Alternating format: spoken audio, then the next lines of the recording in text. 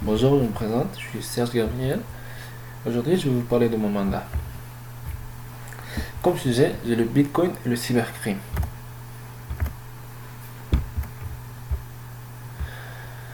Avec l'arrivée des technologies de plus en plus avancées, les moyens de paiement commencent aussi à évoluer. On voit alors l'arrivée des crypto-monnaies. L'autorité des marchés financiers est inquiète par cette nouvelle venue, par le fait que c'est une monnaie décentralisée et qu'elle est une alternative aux traditions bancaires. L'autorité des marchés financiers nous a donc demandé de faire un portrait de la venue de celui-ci dans notre société. Notre mandat consiste à faire une analyse complète de l'effet des crypto-monnaies, plus précisément le Bitcoin. On dévoiler les risques de celle-ci, car l'autorité craint l'augmentation des fraudes à travers le Bitcoin. Pour bien comprendre le Bitcoin, on va parler de la technologie qui se cache derrière celle-ci, qui l'utilise derrière en fait. On parle ici du blockchain. Le blockchain, en fait, c'est ce qui crée la confiance entre des agents distincts du système ou d'échange d'informations. C'est comme Internet. Internet permet la communication mais n'assure pas vraiment l'information puisque n'importe qui peut la prendre. Mais le blockchain, contrairement à cela, est capable de s'assurer qu'une information est authentifiée. Dans un premier temps, on pourrait comparer le blockchain à l'iPhone et le Bitcoin à son application. C'est-à-dire que tous les systèmes d'argent virtuel utilisent le blockchain pour fonctionner et on pourrait aussi utiliser le blockchain pour plein d'autres affaires.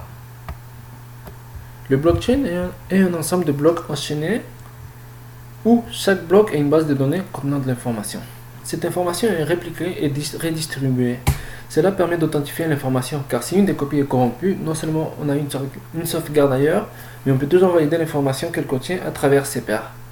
Ça permet aussi d'assurer qu'une transaction ou une modification est valide et qu'elle ne soit pas répétée. Chaque bloc est placé en ordre chronologique et contient un hash du bloc antérieur, ce qui le rend beaucoup plus difficile à craquer ou à se falsifier. Les blocs de chaîne sont redistribués à des ordinateurs qui gardent et redistribuent l'information en temps réel de la chaîne. On les appelle des nodes. En d'autres mots, tous les échanges qui se font sont gardés et inscrits dans une livre de comptabilité où n'importe qui pourrait le voir car il est ouvert et transparent. Cette technologie a vu sa naissance par le manque de confiance entre individus. Autrefois, il fallait une tiers partie pour confirmer l'authenticité d'une information. Ce rôle est normalement géré par les banques ou le gouvernement qui en plus décident des règles du jeu. Donc on a besoin du blockchain pour authentifier l'information en notant qu'on a besoin d'une transaction importante entre plusieurs sujets différents où il n'y a pas de confiance et rien d'insécurité. Ce serait plutôt une passerelle entre eux et permet l'échange sans la nécessité d'un intermédiaire de façon sécuritaire. Et maintenant le Bitcoin. Qu'est-ce qui est important du Bitcoin à comprendre? Il y a trois choses. Premièrement, c'est une monnaie virtuelle. C'est-à-dire qu'elle n'existe pas physiquement, mais seulement dans le net, sur Internet. Elle est décentralisée. Personne ne la gère, et encore moins les grosses entités telles que les banques, le gouvernement ou les grandes entreprises. Qui en prend en charge? C'est toute la communauté. Comme je vous l'ai dit tantôt par rapport au blockchain qui utilise les nodes, c'est-à-dire plusieurs ordinateurs pour communiquer entre eux et authentifier l'information. Bitcoin utilise ce même système pour prendre en charge toute la communauté et le système de Bitcoin. Le Bitcoin est construit de façon très sécuritaire. Cette monnaie d'échange facilite le transfert d'argent de façon anonyme et est souvent utilisée comme instrument pour les crimes et ce pour les crimes conventionnels, c'est-à-dire que des crimes qui se faisaient déjà avant l'arrivée de celle-ci. Donc on y trouve une manière plus efficace de le faire, car il est beaucoup plus rapide et permet un plus grand anonymat. Donc, entre autres, on va voir ce qu'est le blanchiment d'argent avec le Bitcoin, la délinquance en tant que service, le système de Ponzi et cette crypto-monnaie est devenue un premier choix pour la fameuse route de soie et le Darknet.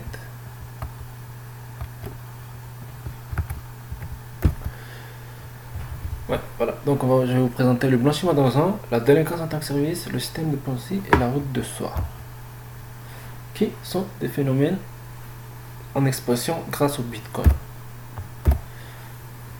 Le blanchiment d'argent. Premièrement, le blanchiment d'argent ferait face à cette loi, la 462.31.1, qui est définie comme si est coupable d'une infraction quelconque, de quelle façon que ce soit, utilise, enlève, envoie, livre à une personne ou à un endroit, transporte ou modifie des biens ou leurs produits, en dispose, en transfère la possession ou prend part à toute autre forme d'opération à leur égard dans l'intention de les cacher ou les convertir, sachant ou croyant qu'ils ont été obtenus ou proviennent en totalité ou en partie directement ou indirectement, soit de la perpétration au Canada d'une infraction désignée, soit d'un acte ou d'une omission survenue à l'extérieur du Canada qui, au Canada, aurait constitué une infraction désignée.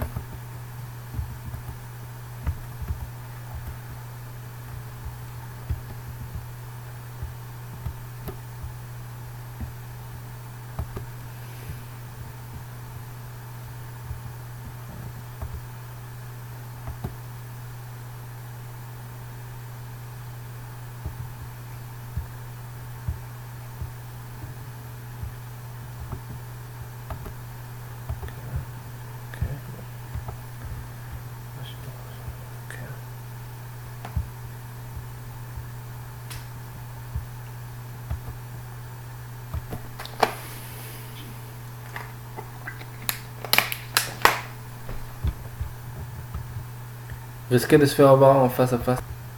Donc, depuis 2016, les extorsions ont explosé en popularité. On parle ici de tout ce qui a rapport avec de la coercion pour avoir de l'argent. Autrefois, les criminels avaient recours au système postal ou autre système qui, en part, permettait de les retracer pour accéder à l'argent. Donc, avec le Bitcoin, non seulement c'est instantané, mais leur identité est mieux couverte. On parle ici de méthodes qui consistent à faire passer, comme je vous l'ai dit tantôt, pour un membre de la famille avec un besoin urgent d'argent, en échange de biens propres et tout moyen d'extorsion que ce soit.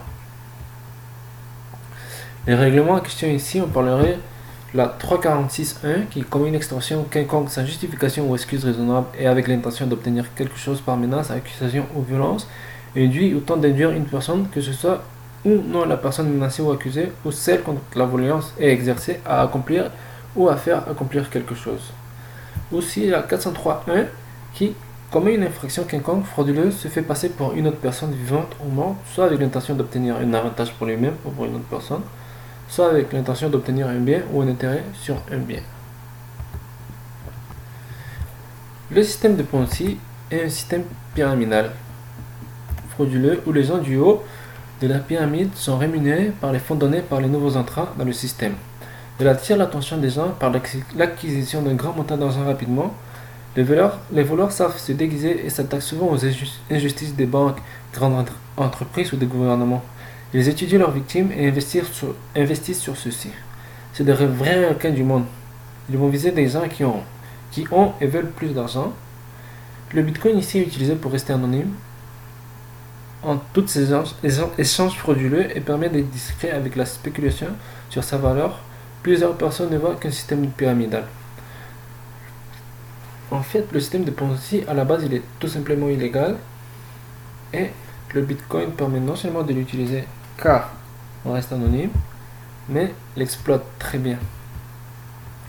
Le règlement ici en question, ce serait la 381 qui, quelconque par supercherie, mensonge ou autre moyen dolosif, constituant ou non un faux semblant au sens de la présente loi, frustre le public ou toute personne déterminée ou non de quelque bien, service, argent ou valeur.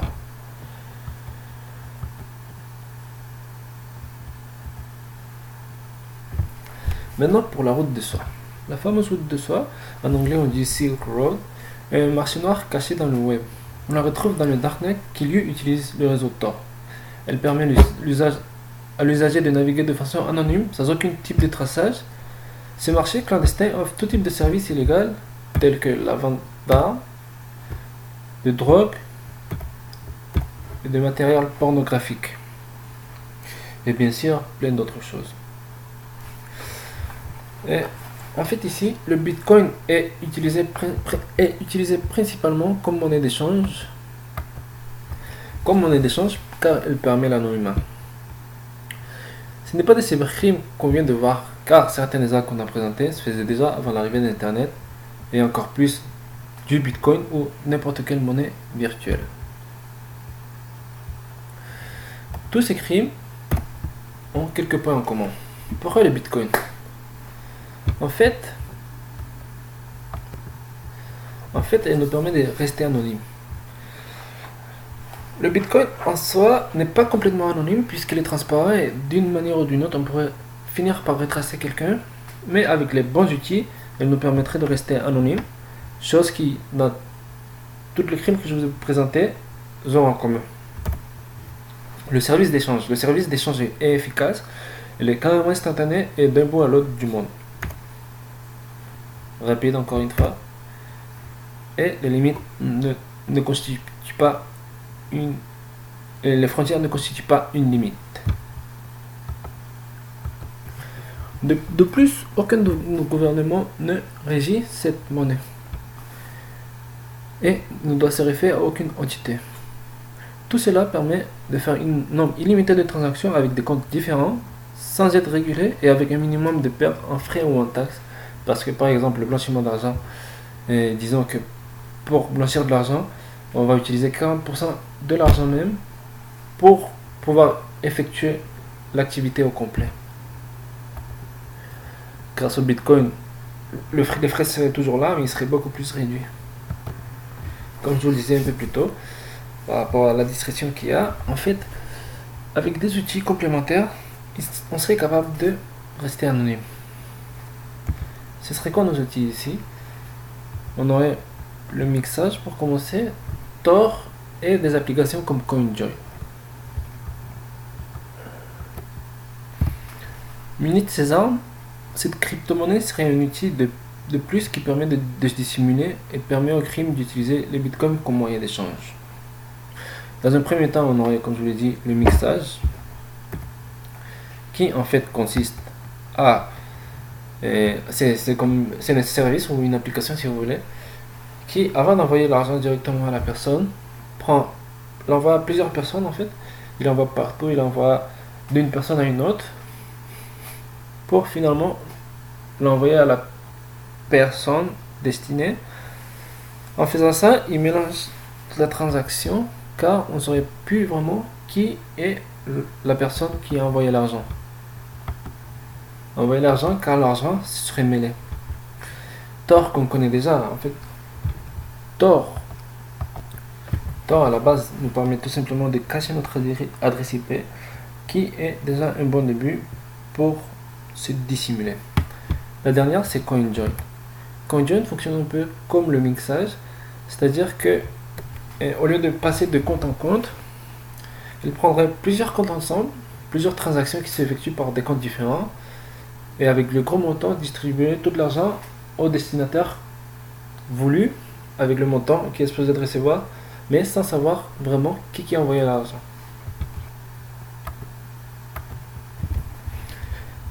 Ça, c'est des applications que je vous ai montrées, mais ce n'est que les principaux.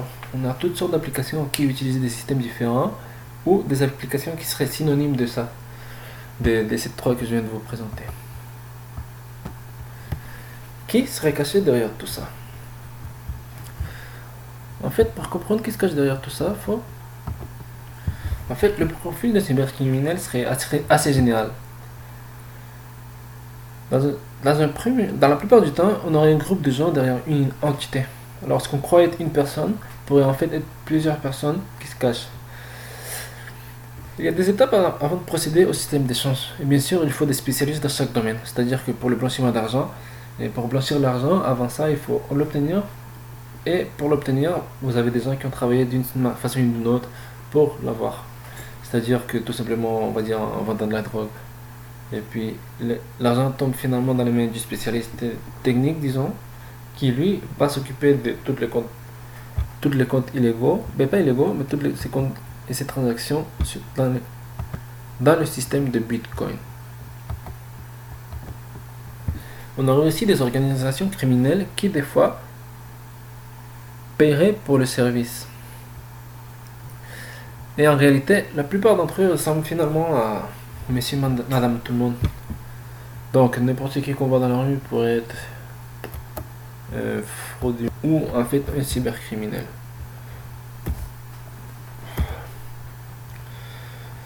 Selon le Centre antifraude canadien, de janvier 2014 à décembre 2016, les Canadiens ont perdu environ 290 millions avec des arnaques de tout genre. Seulement en 2016, ils ont reçu 20 000 plaintes et plus de 40 millions de pertes.